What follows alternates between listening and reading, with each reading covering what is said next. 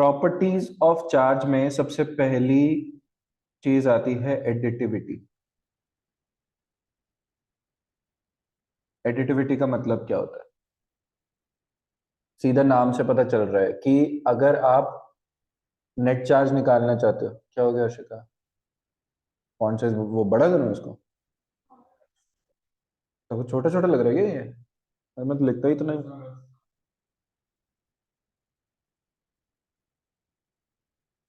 फिर मैं जब इसको जूम करूंगा ना, जो अगला लिखूंगा वो मैं इसको ऐसे लिखूंगा, फिर अगले वाले ये भी तो उतना ही साइज रहेगा, है ना? तो या तो ये मेरे हाथों की शॉर्टकमिंग है या तुम्हारी आंखों की, कि तुमको ये छोटा छोटा दिख रहा है या मैं छोटा छोटा लिख रहा हूँ। ठीक है, चलो ये कर लेते हैं, ये मार्जिनल एडजस्टमेंट। तो एडिटिविटी ऑफ चार्ज का मतलब ये है कि इसी कि अगर आप किसी सिस्टम पे नेट चार्ज निकालना चाहते हो तो आप सभी चार्जेस को ऐड कर दो। मतलब एक अगर -3 कूलम चार्ज और एक +3 कूलम चार्ज है तो नेट 6 कूलम बोलेंगे? नहीं, आप उनके साइन को साथ कंसिडर करके ऐड करो। ऐसे सम को हम क्या कहते हैं? अरिथमेटिक सम या अलजेब्रिक सम? अलजेब्रिक सम। ठीक है। तो बहुत सिंपल है, किसी भी सिस्टम पे net charge is the algebraic sum of all the individual charges, बस इतना सा है। तो लिखो, the net charge on a system, the net charge on a system is given by. Ankur यार फोन साइड रख दे, मुझे पता है स्टॉक मार्केट ऊपर नीचे होती रहती है, तेरे को ट्रैक रखना पड़ता है, please sir. System is given bye the algebraic sum, algebraic की spelling ALGEBRAIC, algebraic sum of all the individual charges held by the system, held by the system, present in the system, present on the system, जो मर्जी लिख लो, अंग्रेजी के शब्दों से खेलने की बात है बस। ठीक है, लेकिन तात एक ही है, तात्पर्य एक ही है। तो इसको एक्सप्रेशन में क्या लिखेंगे? चार्ज को डिनोट करते हैं हम क्यू से। तो Q net is equal to Q1 plus Q2 and so on up to Qn। तो Q net is equal to, अब क्योंकि आप सब जगह सम करे जा रहे हो, ठीक है, यहाँ पे प्लस प्लस करते करते प्लस ही करे जा रहे हो आप, तो मतलब आप क्या कर रहे हो? Summation denoted by sigma. किसका सम कर रहे हो? चार्ज का। रोल नंबर 1 से लेके रोल नंबर n तक जा रहे हो, तो वैल्यू जो है सीरियल नंबर की वो 1 2 3 4 5 कुछ भी हो सकती है। तो सीरियल नंबर को मैं बोल देता हूँ आई, और आई की वैल्यू कहाँ से शुरू होगी? 1 से कहाँ तक जाएगी? n तक। तो this is the final expression. तो Q net is equal to sigma q i where i goes from 1 to n। तो आप चाहो तो इधर भी रोक सकते हो, आप चाहो तो थोड़ा सोफिस्टिकेटेड तरीके से इधर भी रोक सकते हो, मर्जी आपकी, जो आपको इजी लगता है।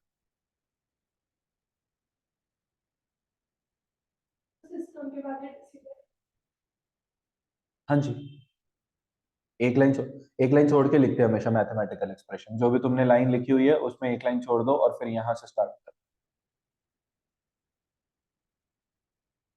डन। ये एडिटिविटी ही है जिसकी वजह से चार्जेस का सम जीरो भी हो सकता है। मतलब एक सिस्टम पे के ऊपर बहुत सारे चार्जेस हो सकते हैं लेकिन ओवरऑल जीरो चार्ज हो सकता है। ये अलजेब्रिक सम की वजह से ही है, क्योंकि हम साइन को कंसिडर कर रहे हैं। मतलब अगर एक चार्ज हुआ -10 कूलम का, एक चार्ज हुआ 7 कूलम का, एक 2 कूलम का और एक 1 कूलम का, तो इन सबको जब आप ऐड करोगे तो आप इनके साइन को कंसिडर करके ऐड करोगे। 7 और 2, 7 और 2 9, 9 और 1 10, 10 और -10 टोटल कितना हो गया? जीरो। अब आप खुद बताओ, अगर आप ये -10 का इसका नेगेटिव चार्ज ना लेते, नेगेटिव साइन ना लेते, तो क्या आप जीरो तक पहुंच सकते थे? नहीं। अगर आप सिर्फ 10 ले लेते तो आप कभी भी जीरो तक नहीं पहुंचते। जब सारे नेगेटिव चार्जेस होते, किसी का भी माइनस का साइन ना लेते तो जीरो तक। तो ये अलजेब्रिक सम ही है जिसकी वजह से एक सिस्टम के ऊपर ये सारे चार्जेस हो सकते हैं इंडिविजुअली, बट इफेक्टिवली कोई चार्ज नहीं है। समझ में आया? ठीक है, तो लिखो it is due to the algebraic sum, it is due to the algebraic sum that a system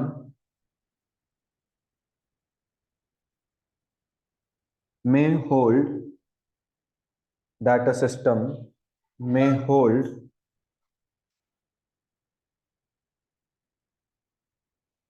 multiple individual charges, multiple individual charges and still have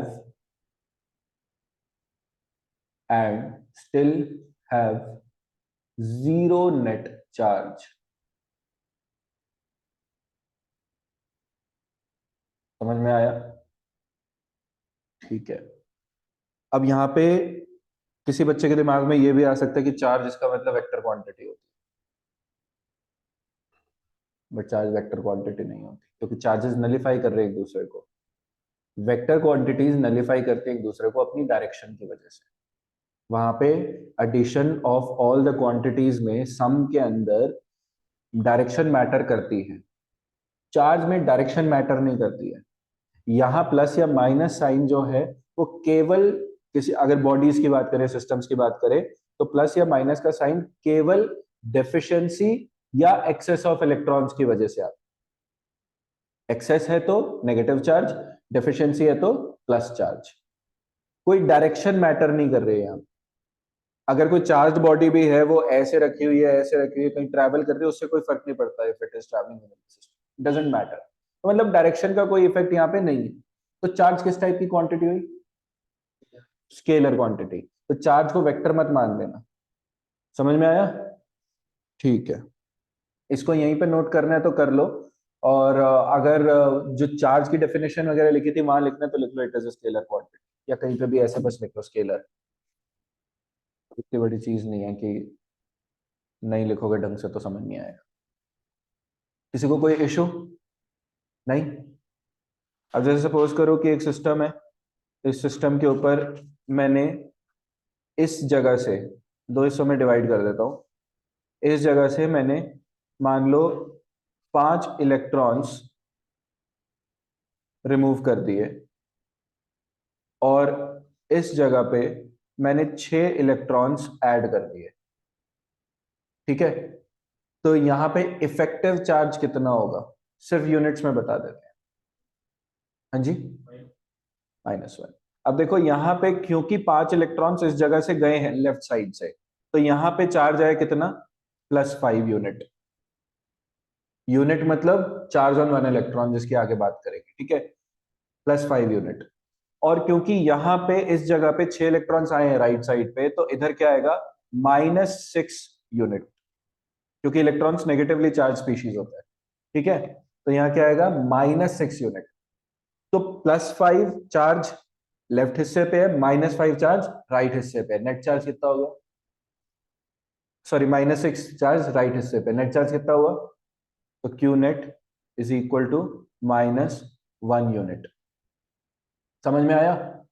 हमने पढ़ा है केमिस्ट्री में, तुमने पढ़ा होगा HCl मॉलिक्यूल के बारे में। ठीक है, हाइड्रोजन क्लोराइड जो होता है वो उसमें पोलैरिटी होती है। पोलैरिटी क्या होती है?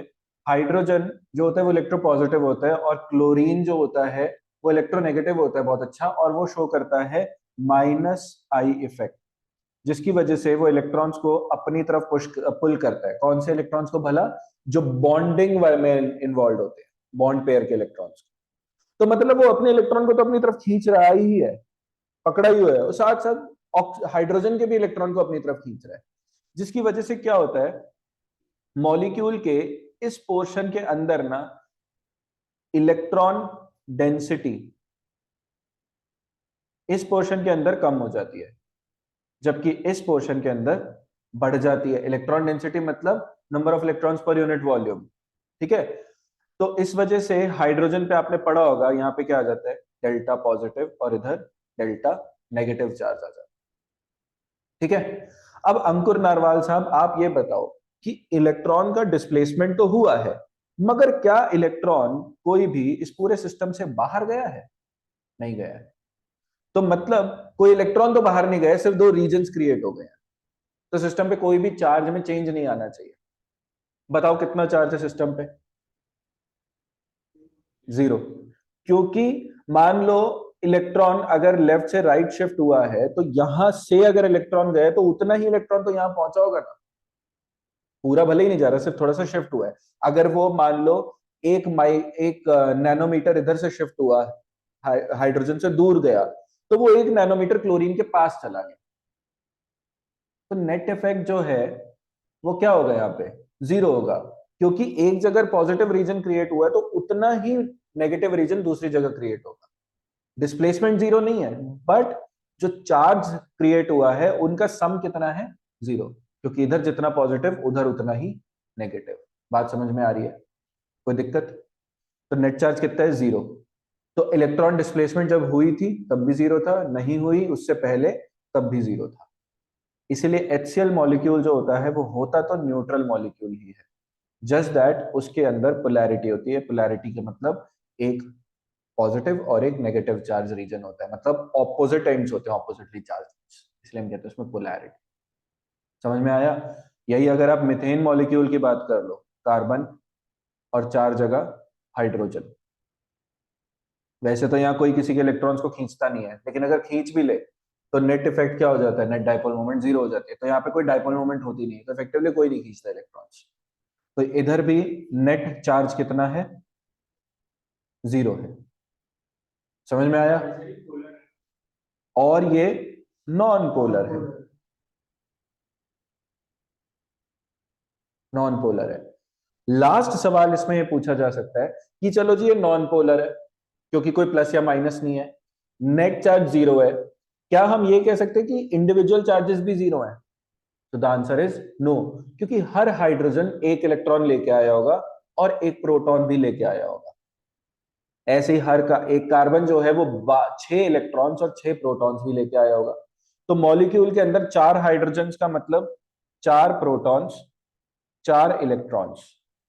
एक कार्बन का मतलब 6 प्रोटॉन्स, सॉरी हाँ ठीक है, 6 प्रोटॉन्स और 6 इलेक्ट्रॉन्स। हर हाइड्रोजन एक प्रोटॉन एक इलेक्ट्रॉन ला रहा है ना, तो चार कितने लाएंगे? 4 प्रोटॉन्स 4 इलेक्ट्रॉन्स। सम किया तो क्या आया? 10 प्रोटॉन्स और 10 इलेक्ट्रॉन्स। तो क्या इंडिविजुअल चार्जेस भी यहाँ पे जीरो है? नहीं, इंडिविजुअल चार्जेस एग्जिस्ट कर रहे हैं। देखो, 10 प्रोटॉन्स और 10 electrons, and it was due to their additivity, individual algebraic sum, that the net charge on the entire molecule got to be zero. समझ में आई सबको एडिटिविटी अच्छे से? कोई इशू?